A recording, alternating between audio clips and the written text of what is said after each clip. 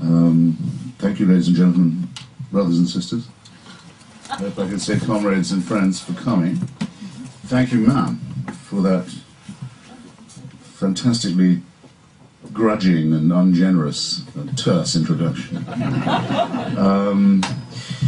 Pour commencer, je m'excuse parce que je ne parle bien la langue française, la langue magnifique de Racine et Zola, peut-être surtout de Marcel, le grand Marcel. So I have to speak in English, another dialect of Romance, rather more inflected with Saxon. And I never know when I'm doing this, and I never give the same speech twice, because I think it's rude. I have to try to judge it by guessing from the look at the audience, whether to begin at the ontological end of this, or the, if you like, the political end.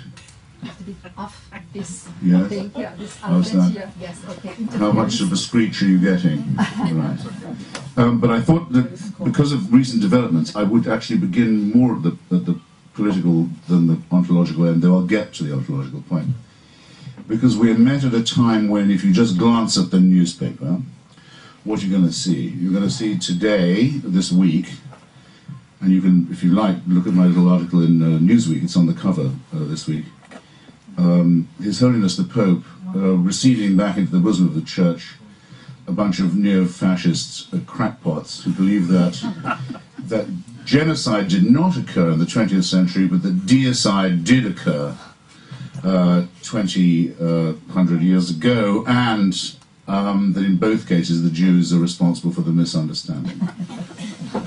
Think of the work, think of the crackpot work necessary just to put that together. Then think of being the Pope and thinking, our church isn't complete till these people are back in it.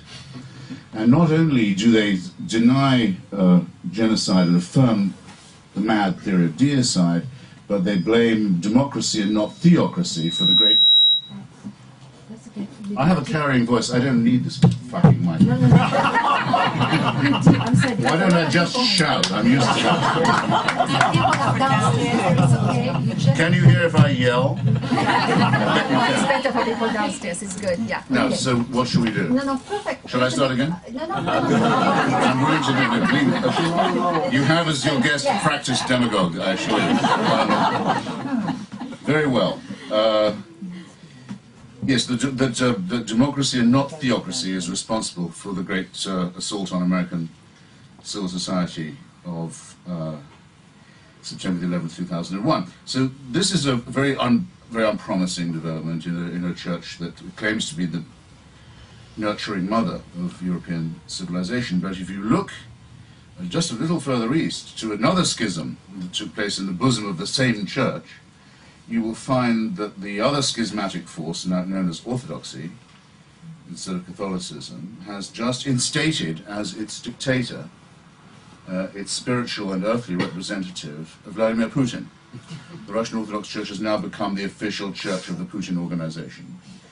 No instatement of any police official, any military official, any government official of the Putin regime is complete without the kissing of the icons, the swinging of the incense, the affirmation of the ancient verities of the very church that, since we're on the subject, managed to bring us all the way to Western Europe with incredible trouble, the forgery, actually the fabrication of the protocols of the Elders of Zion, the Church of Tsarism, the Church of Serfdom, the Church of Russian Imperialism, the Church of tyranny and superstition.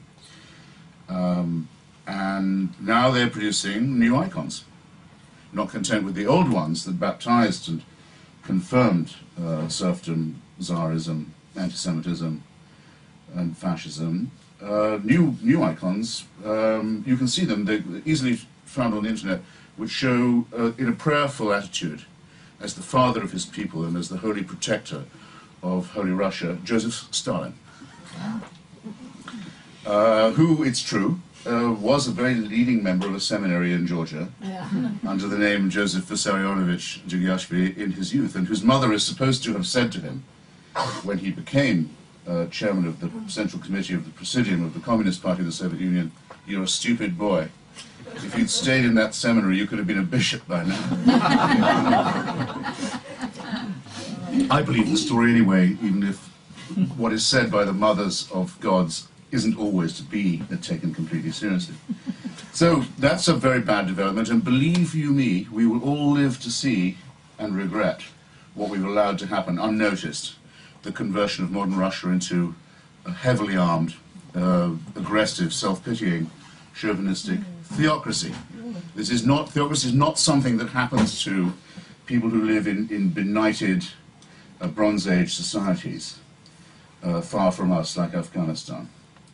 However, and before I'll just say for a second, when I go to the ontological, I'll say, however, that is where they start. It doesn't mean that's where they stop. Let's just take one more practical case before I move to the ontological side of it. Even if, like me, you think that as a secular Jewish person, a secular partly Jewish person, that the probability is, on secular grounds, that Zionism was a very big mistake to begin with, and is a false messiah for the Jewish people, whose main achievements have been in secular diaspora societies. Even if you believe that, the fact remains that there is a self-determined Jewish community in Palestine, and that is something to which I think the Jewish people do have a right. Maybe not to a state, certainly not to an exclusive one, but to a diaspora derived, Yeshuv as it used to be called. As much right, in other words, to be in Palestine as any other historic community does. What's gone wrong with the Israel-Palestine dispute? What's most notably gone wrong? Ask yourself, because this is going to come back to you very soon and haunt you again. Well, there are two communities, one Arab and actually quite largely Christian, but predominantly Muslim, one Jewish and quite predominantly secular, both approximately the same size and number, with equally good claims to at least part of the land. And the majority of Jewish people in the diaspora and in Israel have for a long time favoured a two-state solution to this problem. It's a national question. It's a land question. This is also the expressed view of the United States Congress, of American Jewry, of the United Nations, of the European Union, and of the Palestine Liberation Organization. It's what the majority of people involved in this view want. Why can't they get what we all want? Why is it made impossible? Because in both communities, the veto is held by the party of God. In the first case, by the Messianic settlers, who think that by establishing fait accompli by violence and stealing other people's land in the name of the Jewish people and in the name of God, they can help to bring on the Messiah. If only, they say, we could get all the Arabs out of this area and all the Jews in, gathered, then the Messiah would come, finally, after such a long, sweaty wait for his arrival. On the Arab-Palestinian side, the veto is now held, the whip hand is now held by a party who says, you're absolutely right that God decides matters in this territory. You're completely right. Only he can award territory. He's the king of real estate around here. It's just you've got the wrong God. He says it only belongs to Muslims. Not just Arabs or Palestinians, only Muslims. Not Christians, not secularists. Let them try and live their lives if they want in Gaza or the West Bank. They'll have a hard time, a harder and harder time. So that the whole world is in danger of going to hell on a sled because of the parties of God in Palestine, and nuclear weapons have been introduced into this combat too, by the proxy intervention of other powers and by the Israeli theft of thermonuclear fissile material. And this doesn't complete the picture at all, but just for a brief tour d'horizon, I would say by on or about August this year, the Iranian government will be able to announce that a nightmare we've long pondered and tossed and turned around in our sleep, the coincidence of an apocalyptic regime with apocalyptic messianic weaponry will actually have occurred, will have been tested and demonstrated, and that it won't be used, I think, on Israel, it won't be used on America. The mullahs are rather more crafty and worldly than that, but it will be used for nuclear blackmail, mainly against Sunni Arab neighbouring Gulf states, who will learn to respect the local regional boss, and we will then live in a world where we'll have to be polite to the parties of God because they're facing us with weapons of mass destruction. So, how about that for an opening? And that's just plucked, as any fool, including myself, could have plucked it from the headlines. Okay, what's wrong with that doesn't need any underlining from me. What's wrong with it ab initio, as they used to say in Latin debate? What's wrong with it from the beginning? Why do I say religion poisons everything in my subtitle? Well, some publishers want a sensational subtitle. Not so my very discreet and tasteful French publishers. That's not why it's there. It's there because I want it to be there. And people say, come on, everything? Does it poison tantric sex? Does it poison vegetarian cooking? Does it poison chess? And so on. I say, yes, actually it does. Because it offends humanity in its deepest dignity and most profound integrity. It says to us, you, ladies and gentlemen, brothers, sisters, comrades, friends, it says to us, we, you, would not know right from wrong, could not perform a right action, could not make a right or just statement unless you had supernatural permission to do so. You wouldn't have the idea unless it came from on high as a gift to you. You don't have it innately. It's not yours. It's not part of your own decency. There couldn't be, I don't think, a more radical attack on the idea of the individual, of the rights of the human being, or of the responsibilities as well as the rights of the human being. It is an invitation to be a slave. You mentioned very kindly that I say, and I may as well get to it straight, because it's so closely related to the political opening I gave, the ontological question of the deity. Those who wish that there was an eternal, unchanging, unchangeable, irremovable Father, a Father who never went away, are those who have discovered the origins of totalitarianism. They want a big brother. And they want to be on their knees, sur le genou, in front of a authority figure who will not quit. Now, the great thing about a father, I am one, I can't be the only one here, is that for my children's sake, I'm willing to move over. If I was to say to my children, you know what, I love you so much, I'm never going away. Do you think their expressions would change? You don't know my children. By analogy, do you suppose they think, oh, cool, he's never going away, or at least he says he's never going away. What are we to say if a religion says this boss never quits? Not only that, this boss watches you while you sleep. This boss knows what you are thinking before you've even thought it. This boss, because this is the quintessential Orwellian point of 1984, the Big Brother. This boss can convict you of thought crime. He knows what you're dreaming. And he can condemn you to an eternity of torment, or, my definition of heaven, another eternity of torment, where instead of being tortured with red-hot irons forever, you're told to stay on your knees and praise and give thanks forever. I don't know if I wouldn't rather pick the red-hot fucking irons. I mean, I've been to all the axis of evil countries, North Korea and Iran and Iraq, under Saddam Hussein. And I think I'm the only writer who has done this in the 20th century. And with North Korea, I now know what it would be like. I used to wonder when I was a child. I could picture hell all right. I could see that clearly. But they never gave me a very good picture of heaven, not the Christians anyway. Except they said, well, it'll be praising and thanking, as you should, and constantly issuing further bulletins of praise and thanks. And I thought, well, maybe after the first 100 million years that would get a little tedious. In fact, maybe even painful, but who wants it? I mean, who wants to sit listening to it? Painful for them, surely, after the first. Once you've written one thank you letter, you've sort of written them all, but I've been in North Korea, and now I know what it would be like. I've seen a country. I've seen what it would be like to be a human being, tortured, without culture, without irony, without art, without a moment of privacy, without a single fragment of respect for the human personality, forced from dawn till dusk to offer thanks to a God who doesn't care about them at all, who's laughing at how easy it is to make a living off the enforced credulity of such people. This is what totalitarianism means. This is what the real essence of unending slavery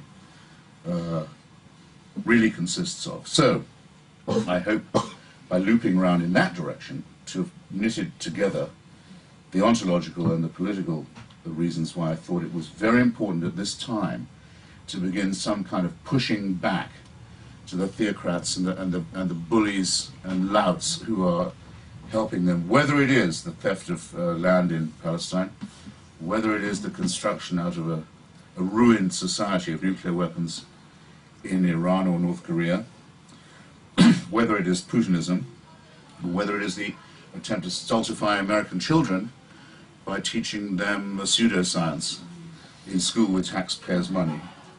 Morning, children. It's chemistry in first period. After that, for equal time considerations, we'll have the alchemy class.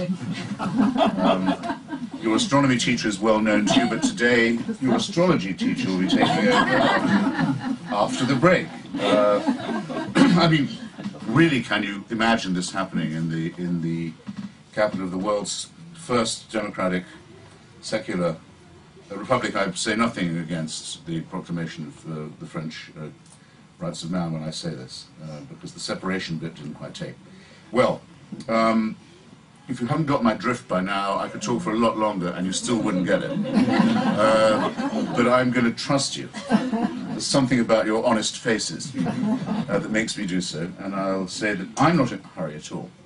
I don't have anywhere to go, and the Hitchens mission statement is, I will never leave a bookstore until, well, two things have happened. One is that the management has offered me at least one free book to take my efforts. You choose. And the other is that I won't leave while anyone can say later, well, I had a question for Hitchens, but he wouldn't answer it. I won't go while any of you can say that.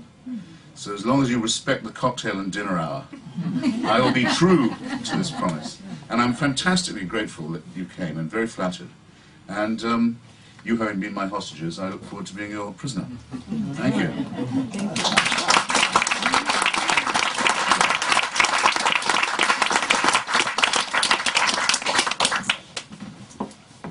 In your book, you... Okay, excuse me, yes, go ahead, go ahead, go ahead. If you want to say something Yeah, okay, yeah. My only question. Everything you said was... Please, for the people downstairs, you have to do that. Oh my God, screeching. Yeah. Please. Well, everything you said was brilliant and absolutely irrefutable. Okay. At least I feel that. And I think most of the people here would feel the same way. I have only one question, and this gets again into the political, and it's the Israel-Palestine question. And it's a question of primogeniture and real estate. Because it's not as though they were stealing land that was never theirs, and it's not as though the others were never there. It's a question that all of them were there very, very far back, and then until the 7th century they were not there, and then the dispossessed became the dispossessors, and it's a rather complicated story, mostly with real estate, and as I said, primogeniture. Who came first? Was it the God of Abraham? Was it Muhammad? Was it Jesus? I think that that's the complication. I don't think that the wild cowboy madmen in the colonies and the settlements are anything typical. Of course, they're atypical. But I don't think that the question of Israel-Palestine starts there. I think it started way long ago. And of course, the only solution is a two-state, as we all know, and we're all on the same side. It was just that I wanted to bring up the point of the origin of the conflict. I don't know if you agree. Well, it's always good to be asked to begin by straightening out the Israel-Palestine question. So why don't we get that out of the way? I think there's a distinction you're failing to make, and it's actually, if I may say it, clarified a little in... it's called Dieu n'est pas grand, available at fine bookstores everywhere, including in this voisinage. Israeli archaeology, which I think is a very courageous and honest profession, in particular Professor Finkelstein, the head of the department at the University of Tel Aviv, has clarified it for us. The story of the Exodus from Egypt, the wandering in the Sinai, the conquest of Jericho, so is all balls from beginning to end. It's completely, fantastically made up. There isn't a word of truth in it, and it's just as well it isn't true, because it involves, if were it true, it would involve divine instruction for genocide and enslavement as well as genital mutilation and a lot of other things that, without which we could well do. However, Israeli archaeology, many Jews say, come on, what if it's none of it's true, the whole Moses thing is all made up, can't you give me anything to cling to? What? Yes. If you go and dig in Palestine, the first thing that any archaeologist will do going to a village will be dig in the midden, dig in the rubbish dump, find what people threw away and when and in what order. It's very, very interesting always. Well, in certain hill communities of Palestine, way, way, way back, you will find that while all the other neighbouring villages do have pig bones in their middens and in their garbage, these villages don't. No pigs. That's not the only proof, but it's one of many. There have been Jewish people in Palestine for a very long time. Their claim to the right to live there is as good as anybody else's and better than some. But the question is this, and it was posed by many Jewish spokesmen from the very beginning of the enterprise, when Herzl first mooted it, said, do you want a state for Jews in Palestine? Or do you want a Jewish state? Now just ponder this for a second. Since I'm stuck with this, I may as well absolutely clarify it. Here's what I mean by that distinction. Should Pakistan be what it was first claimed to be, a state for Muslims of India, so Muslims in India can feel safe in their own state, or should it be a Muslim state, where everyone has to follow Muslim law, and where if you're not a Muslim, you don't really have any real rights? And that's the difference that Zionism attempts to blur, and I think it would be better off unblurred. Agreed. There you go. But of course, I mean, I need hardly add, no one else's religious claim to the land is any better. I mean, that goes with it. Ça va sans Dieu. Yes, you began by talking about Vladimir Putin and his religiosity, and it's extraordinary to me that the man whose election or re-election you promoted saw the crucifix or the cross on Vladimir Putin's neck and thought that that gave him credibility. Now that kind of naivete to me would be extraordinary in a man that whose re-election you would promote. The other thing is you came up and you said, oh, it's a good thing we see Bertrand Russell. In a book by Robert Conquest, Ravages of the 20th Century, a book which you endorsed, he quotes Bertrand Russell as saying, if it could be proven that the extermination of the Jews would conduce to humanity living happily ever after, I see no reason why the Jews should not be exterminated. And the other thing, in one of your columns in The Atlantic, you referred to the soldiers fighting in Iraq as our boys. They're not your boys, they're the boys of their parents, and to me it's an outrage that you would claim something like that. And in the profile of you in The New Yorker, you said that you wrote for posterity. Now, that kind of self-immortalization to me is pathetic, and it has... Wait.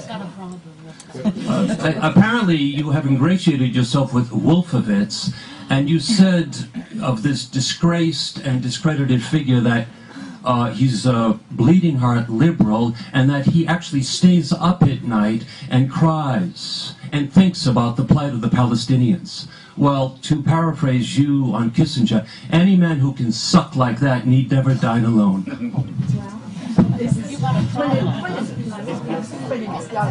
No, but this is why one travels in the first place, to meet admirers. I mean, I have to do it in one's ego must be constantly fed, you understand. I'll have to do it. I think I'll do it in reverse because I mean the gentleman has read me closely.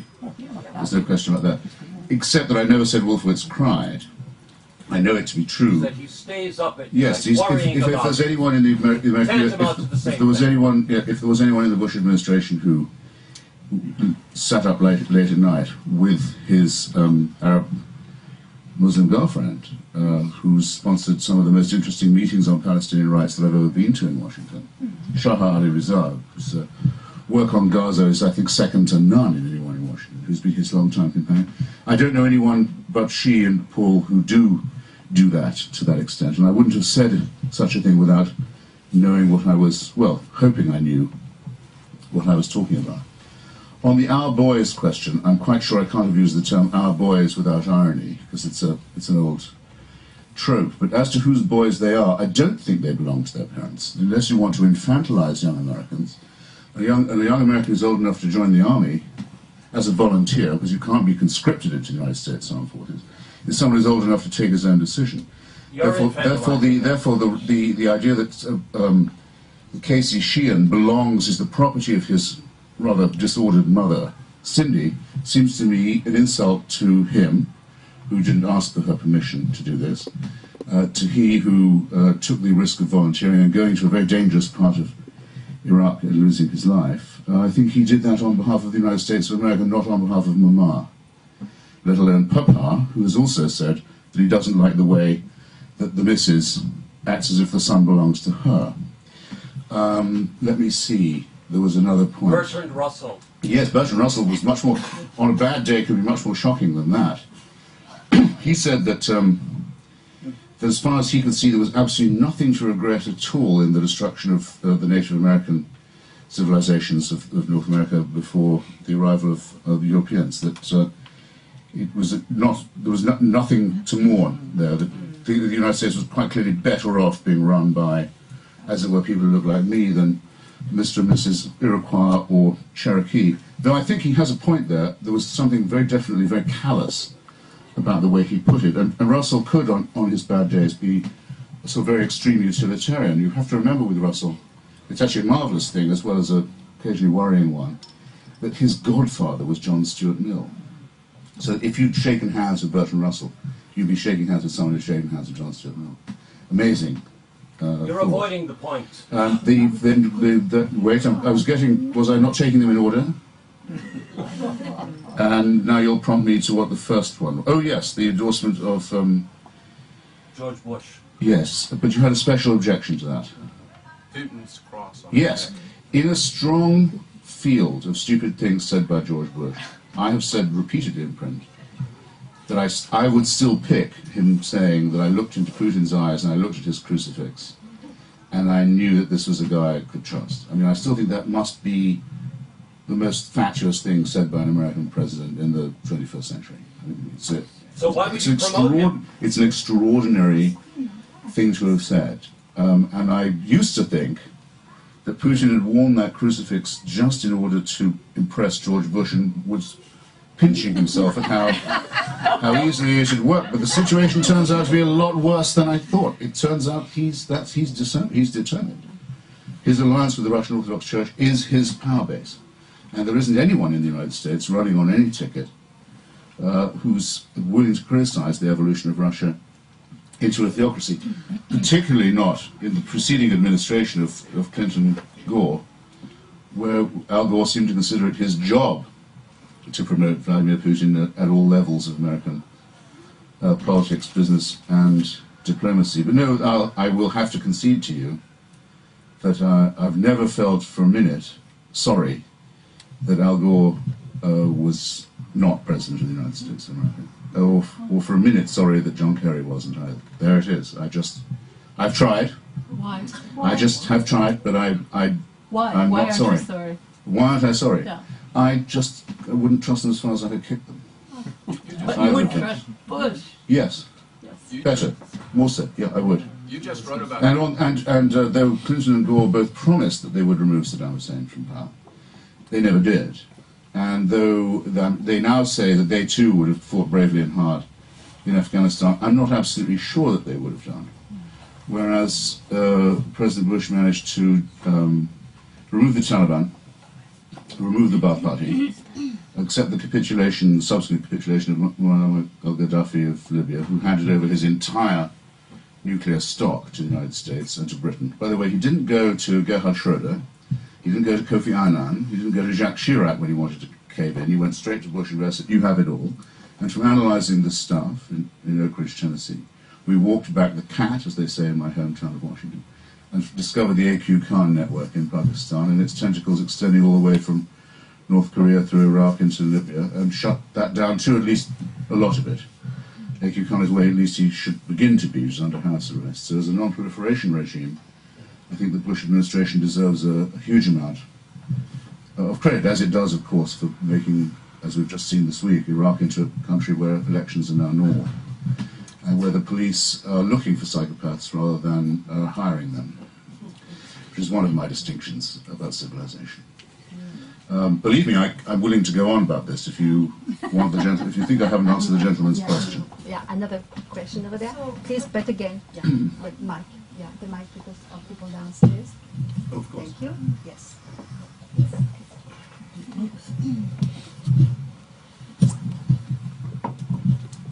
Well, grant you that Saddam Hussein was a bad guy. I mean, a dirty dog, if you I will. didn't say that. Okay, I'm saying that. And You say that, you don't know what you're talking about. okay. Then my question: Yeah. why was getting the world rid of Saddam Hussein more important than catching Osama bin Laden? So I get the mic.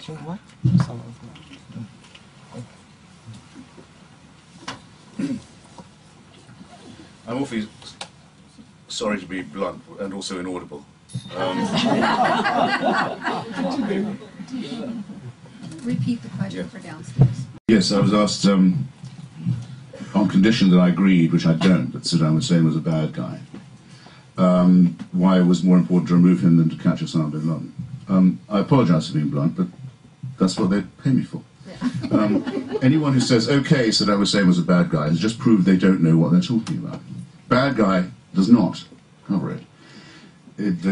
Iraq was the private property of a psychopathic crime family, made up of the father and two even more hateful and criminal and sadistic sons who owned the entire treasury, all the oil industry, who had invaded two neighbouring states with ultimate violence, who committed genocide on their own soil, who'd broken the Non-Proliferation Treaty several times by not just acquiring illegally but using weapons of mass destruction, who ruled by torture and genocide and lies, and who intended to carry on being repeat offenders. That's not being a bad guy. Tom Dashiell's a bad guy.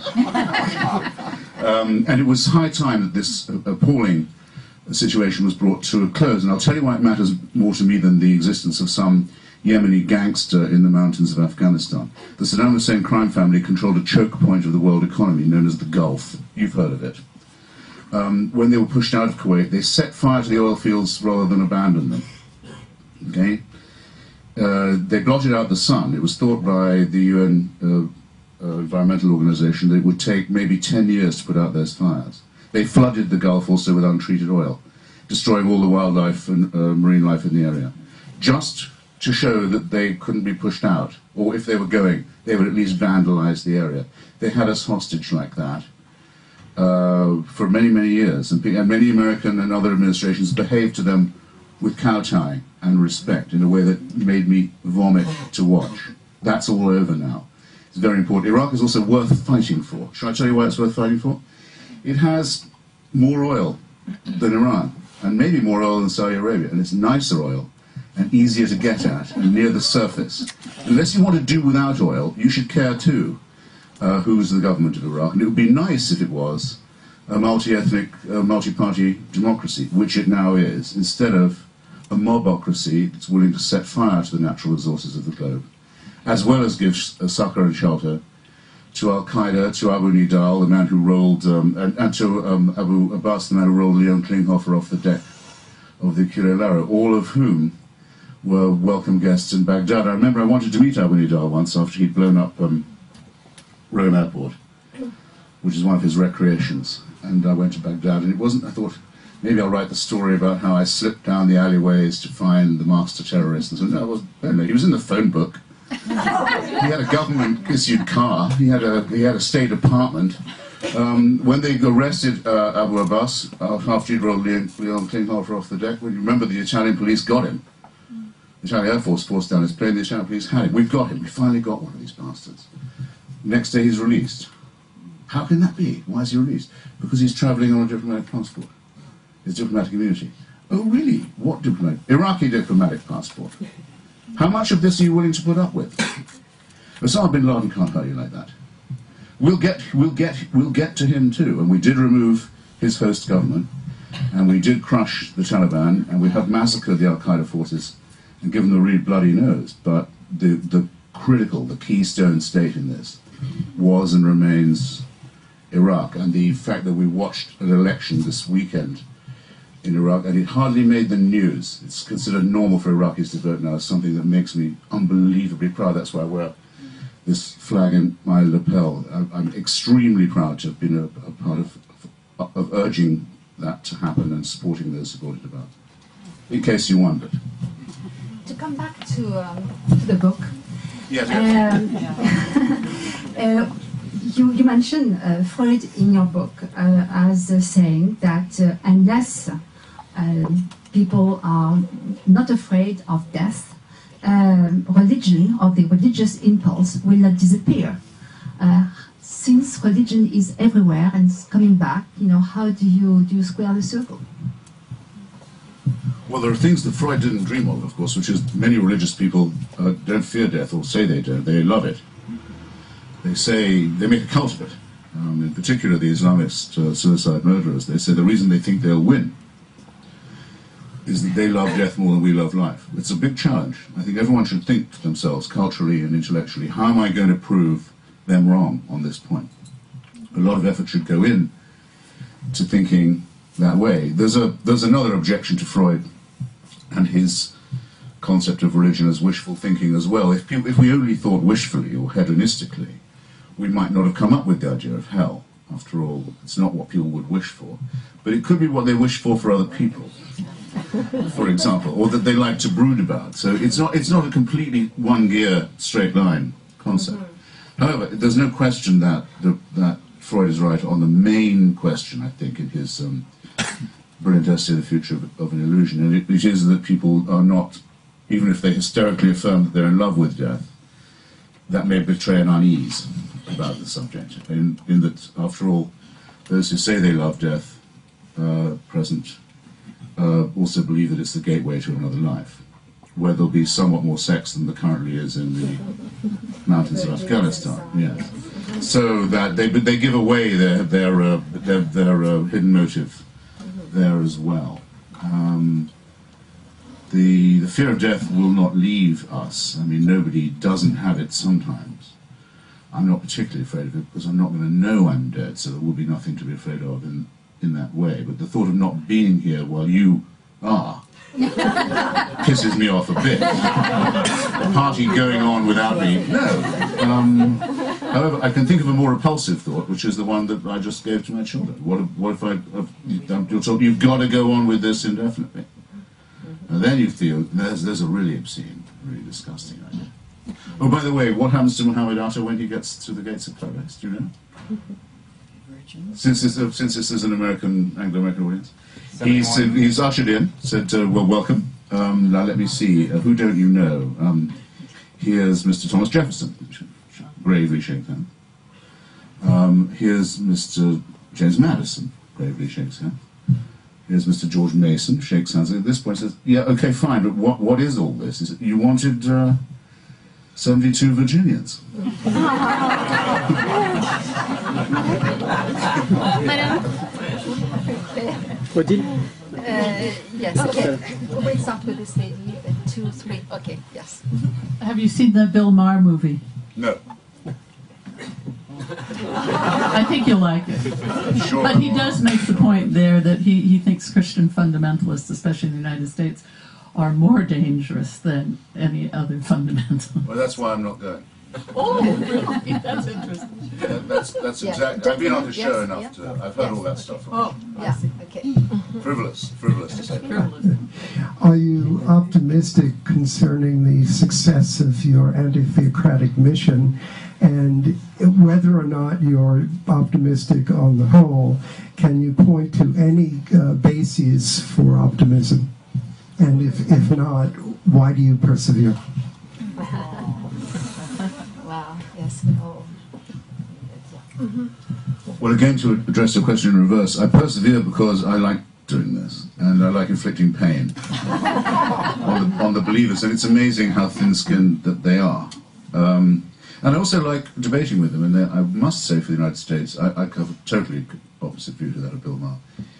I've been welcomed with amazing generosity into extraordinary houses of worship all across the South and asked to debate in Baptist mission halls and all over the joint, and asked for a long email exchange in the pages of Christianity Today, which is one of the most way out of the religious magazines, and in many synagogues and other places too, and many Catholic churches where I keep on being able to put people right. The Immaculate Conception is not the same as the Virgin Birth. None of them know this. You can get $10 a Catholic from betting them. You know that more than me. So that's one thing. The second is why I'm not optimistic. I think that religion is an ineradicable part of our nature. It's one of the proofs of evolution. If you want to be certain that we are poorly evolved primate species who nearly didn't make it, and who are 1/2 chromosome away from being chimpanzees, look at our faith-based arrangements. That and the genitalia should convince you that evolution is the only explanation for this partially formed species of ours. So there's going to be no victory, no. But there's no victory for theocracy either, because it's an empty and sterile and self-refuting belief and system. And people in the end can't put up with it. There's no record of any society evolving, I use the word again advisedly, in any direction at all until it's overthrown its priests, had some kind of confrontation with the priesthood. There was a very famous one in this city. There was another one in the North American continent. There was the chopping off of the king's head in England. Every society that's going to make it has to overthrow this. And you can count on humans to find this out for themselves. I would not have bet, I'm sure you wouldn't, 3 years ago, the people of Iraq would just turn on Al-Qaeda and say, that's enough of this. We can't stand any more of this insane religious sadism. We won't put up with it. We may not like the Shia, if we're saying we're not, or if they are Muqtada Sadr supporters, we may not like the Sunni, but we can't put up with this ridiculous demagogue going on. And that they would stand in line in the hot sun to vote for secular parties. I knew it would happen one day. I didn't think it would happen this soon. The next thing, the crucial thing, the thing that we'll have to watch with breathless interest, is to see if we can pull off something like this for the people of Iran.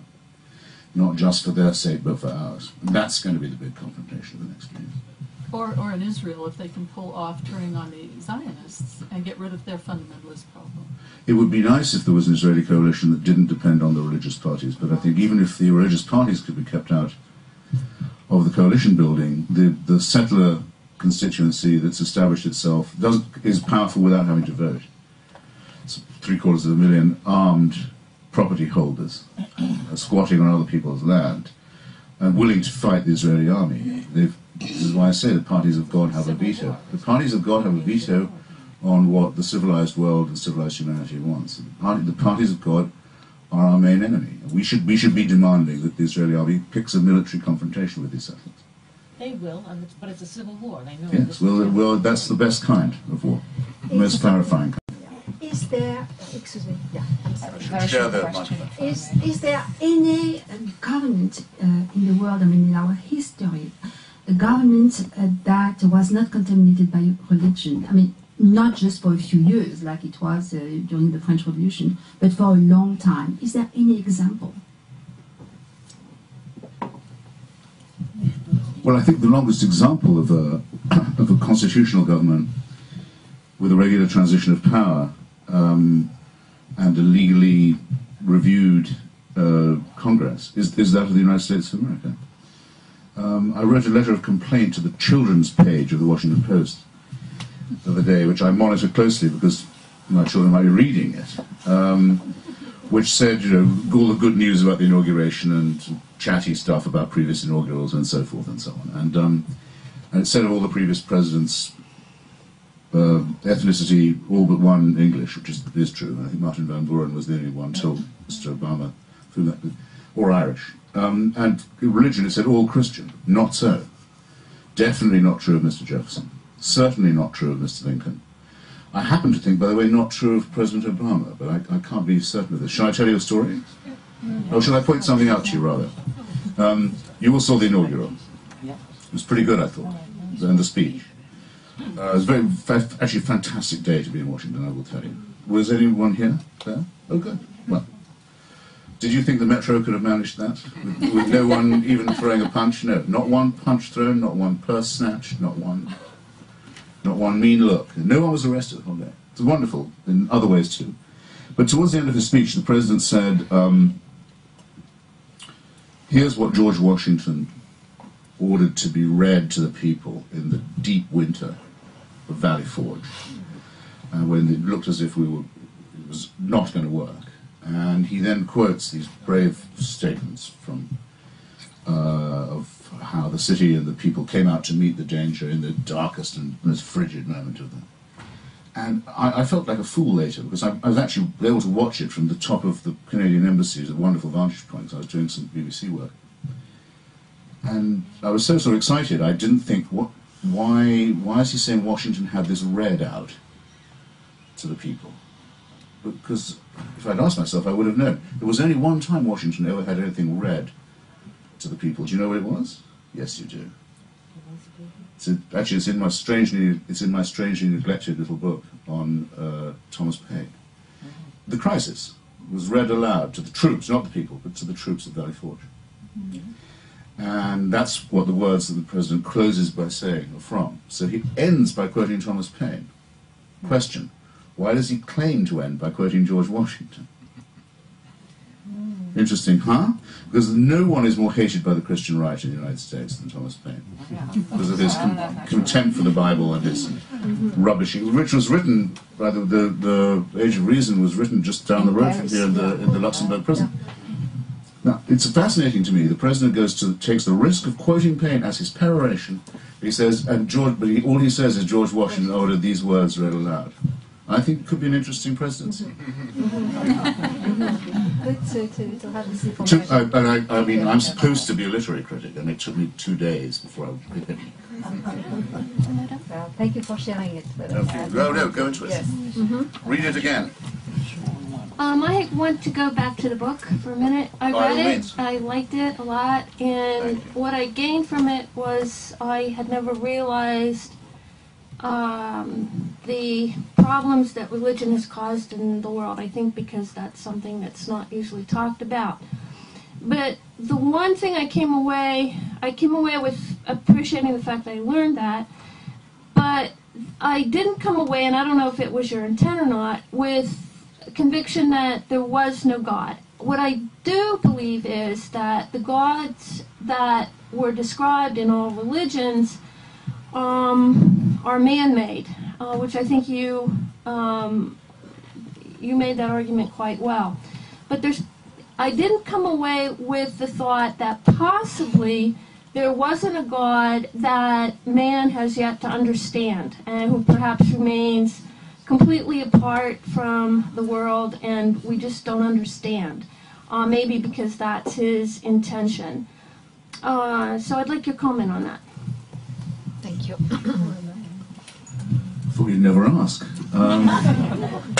Well, look, Thomas Paine, for example, though he went through the Quran and the Jewish books and the Christian Bible like an avenging flame and showed what nonsense they were, was not an atheist. He's often been attacked for being one. He was a deist. He thought the world was too beautiful and orderly and the universe showed so much signs of design that there must be at least a prime mover. And if you lived before Darwin and Einstein, as he did, it would be very hard for that not to be your default position.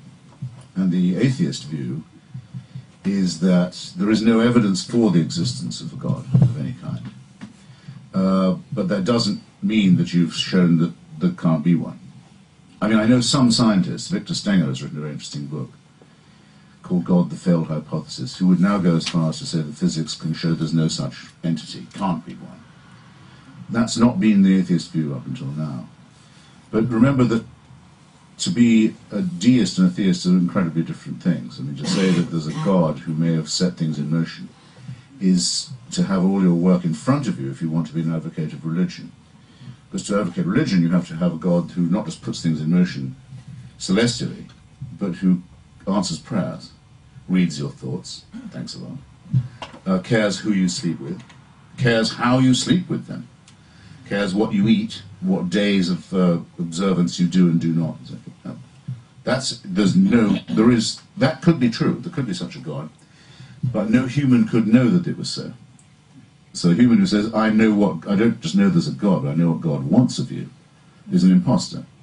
Who's trying to get divine authority for their own attempts to bully you and make them give you all their money. It's an old trick, and it's amazing how it keeps working. Now, I'm an adeist myself. I don't think that there's any evidence at all for a prime mover. And I'm also an anti-theist in that I don't want there to be. Wouldn't be glad if it came out to be the case that there was a huge totalitarian, unalterable, unchallengeable authority figure. But it can't be shown that such horrible things are not the case. It's just that there's absolutely no reason at all, and what a huge relief to think that they are.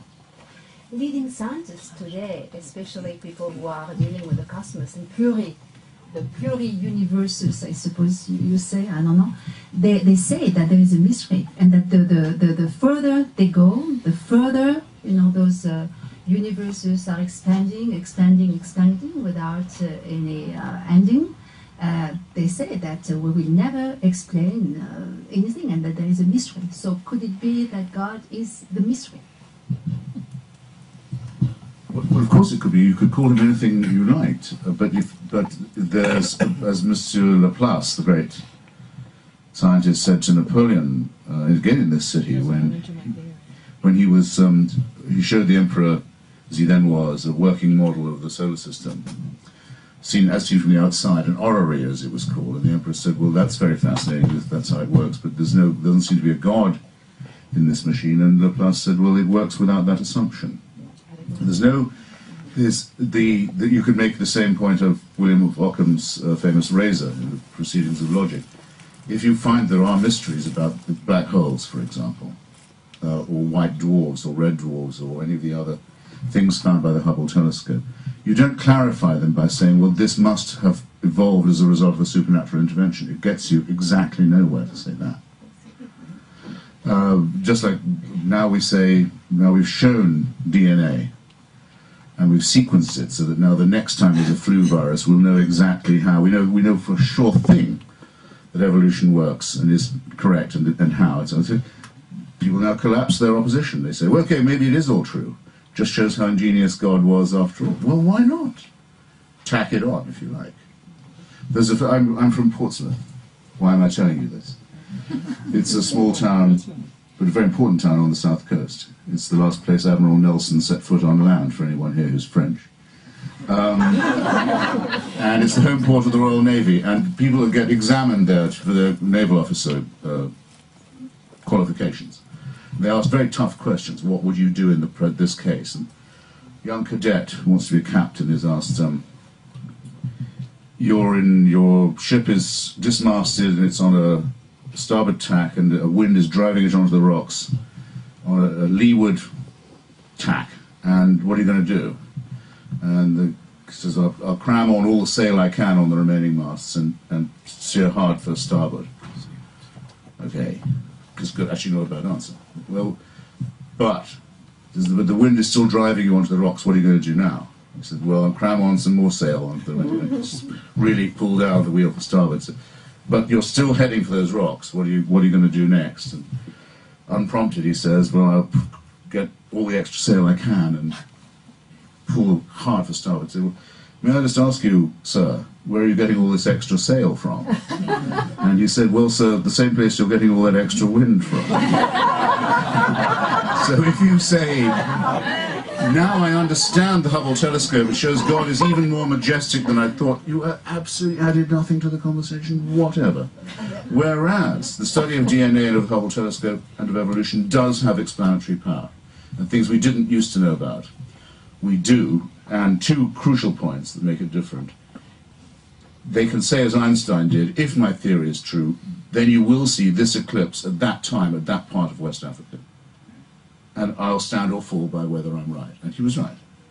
And he also said in advance, what would refute your theory? What was his name? The scientist, Haldane. Well, what would disprove your belief in biological layered evolution? He said, easy. Find me some rabbit's bones in the Jurassic layer, I think. Then I'll climb down. I'll tell you in advance what would disprove it. No religious person can possibly say what it would be in advance that would disprove them. They won't submit in any way at all to an argument from evidence or an argument from reason. They just say, it is and it should be a matter of faith. Well, come on.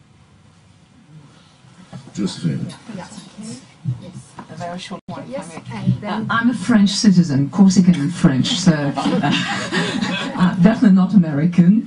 No, I'm not passing any judgment on any nationality. I have a short question. I haven't read your book, and I do apologize, but I think you said that one of your favorite periods of British history is the Cromwellian Protectorate. Am I mistaken, or...? No? Okay. So how do you account for your own personal stance regarding what you call atheism or atheism and the belief regarding I'm a Boswellian scholar, regarding Cromwell and his attachment to divine providence and his fight against deism and his belief in eternal torment after death? okay. Yeah, it's not unlike some of the origins of the American Revolution, which are rooted in the same Puritan experience. It's still a huge step up from the divine right of kings. I mean, the question of where human rights come from has never been decided.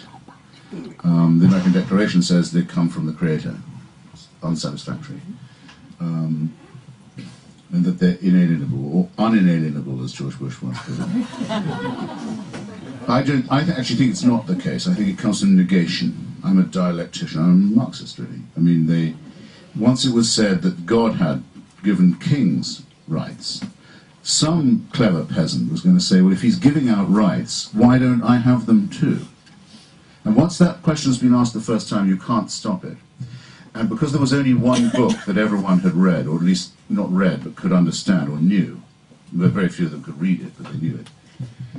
The question was first put in the English Peasants' Revolt, which was, as you probably know, if you don't, I'll tell you. You know, but I'll tell you who don't know. When Adam delved and Eve span, who was then the gentleman? Now, the priests and the kings and the barons had no answer to that question. Who was boss in the Garden of Eden? They didn't know. Who was the feudal lord? Who was the king? Apparently it wasn't one. Word spread around the presentry. It was a close-run thing they nearly overthrew. And that was 300 years before they chopped off King Charles's head. It took a while. But once that's been done, and once Thomas Paine, as a little boy, has been told about it by his father at a Quaker school in Norfolk, and once he decides to go to the United States and join the Anti-Slavery Society, you know, this is how things actually happen. It's add-on, it's evolution, but the idea of right, it was silly, it was stupid of the monarchs to say that they had rights.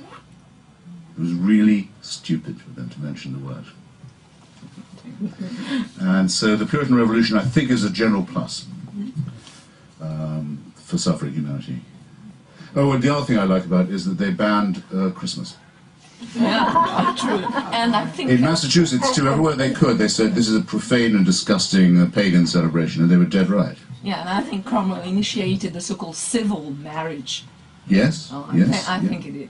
Yeah, and he sent ships all the way up the Tiber to threaten the Pope as well. Which, if you're going to have a navy, why not use it for that? Thank you so much. The lady over there.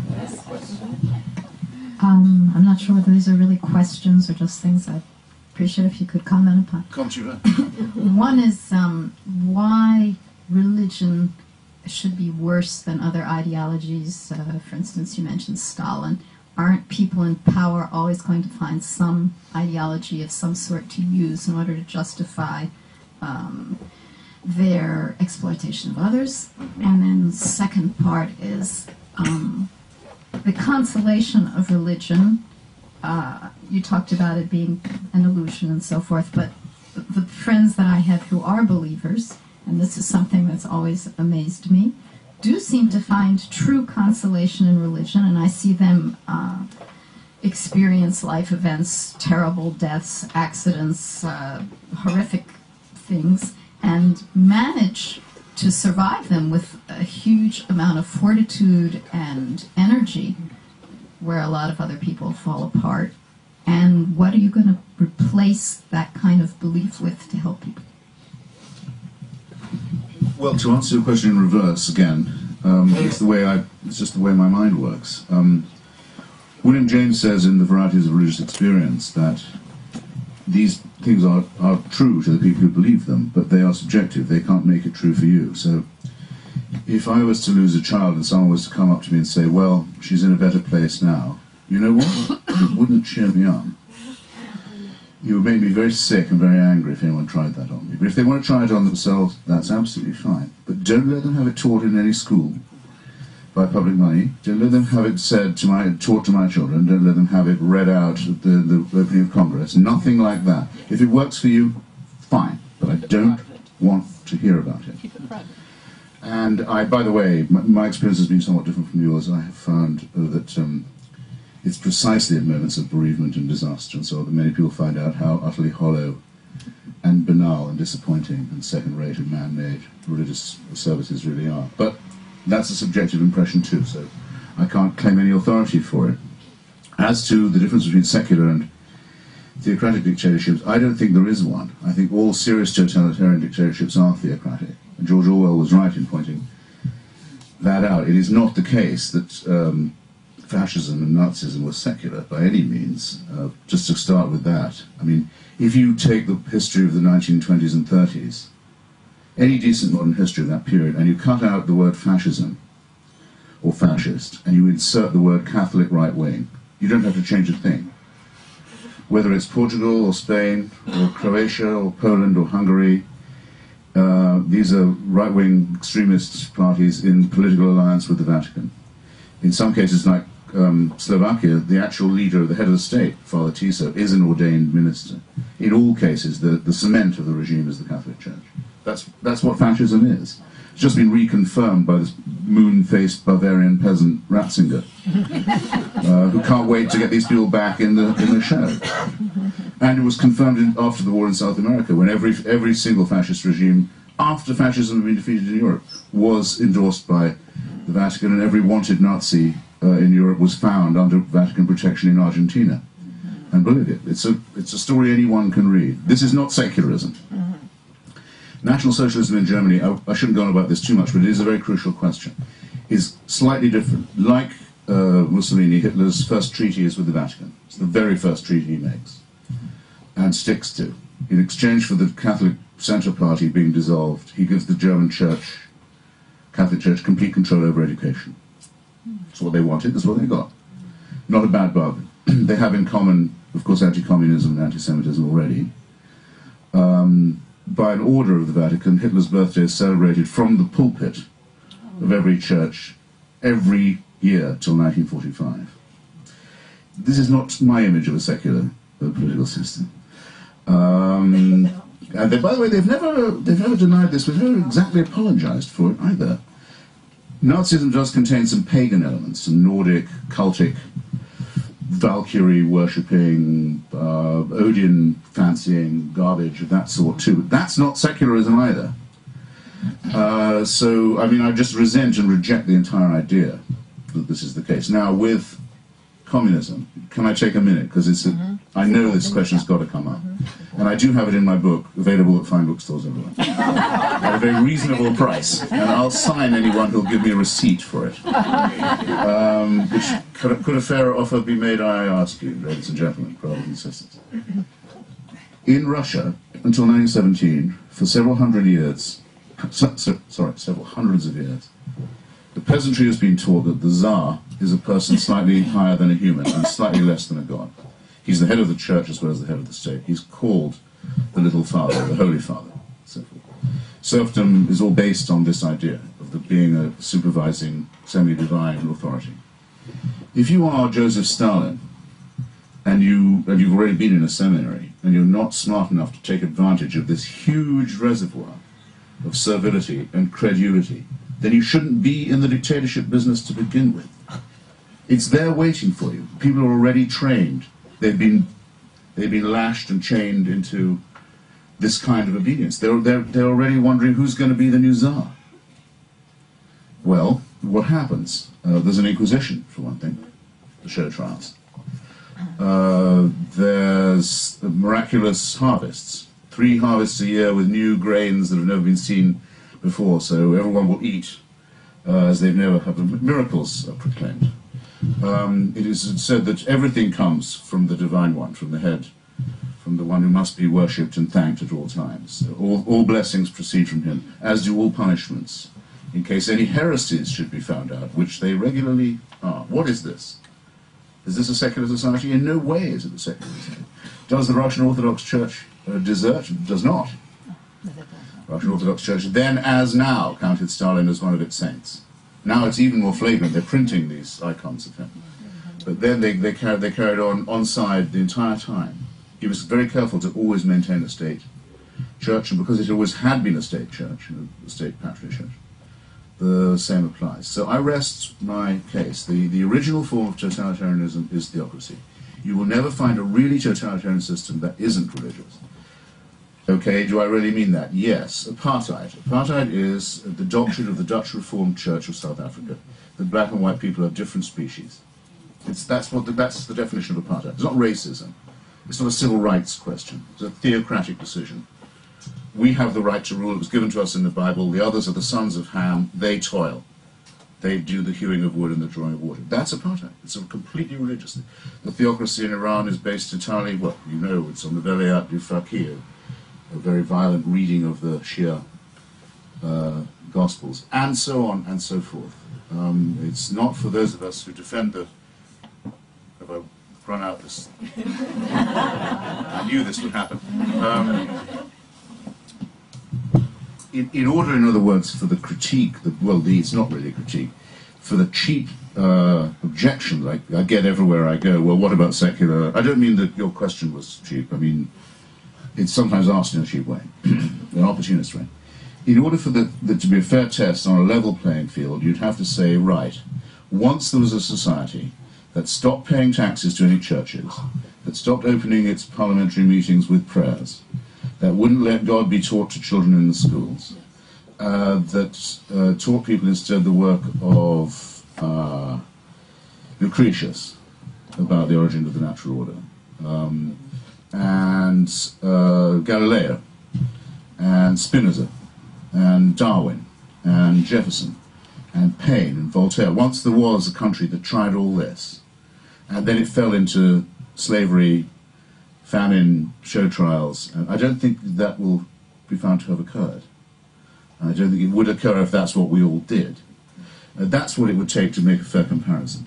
And that's what, it's because they know that that's true, that the people who don't want it to be true suggest this false analogy instead. One question here, yes? I just had a question. I haven't read your book yet either, which I apologize for, and we'll do very soon. No, we can remedy all that. No, absolutely. I'll bring that receipt for my signature.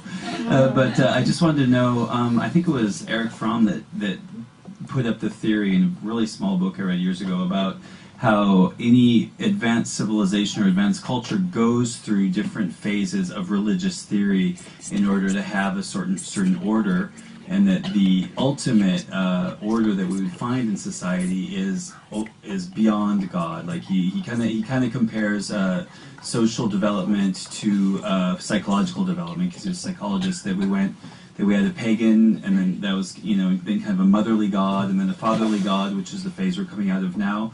Do you think that we will eventually grow into a self-sufficient society? He used analysis to a certain degree as an answer to that. I don't know if analysis is the answer, or just human beings becoming non-dependent on religion, and do you think that we can come in eventually into that kind of society, and if we're developing towards that, and then I guess the second part of my question would be how easy is it to fall back into this old pattern? Yeah.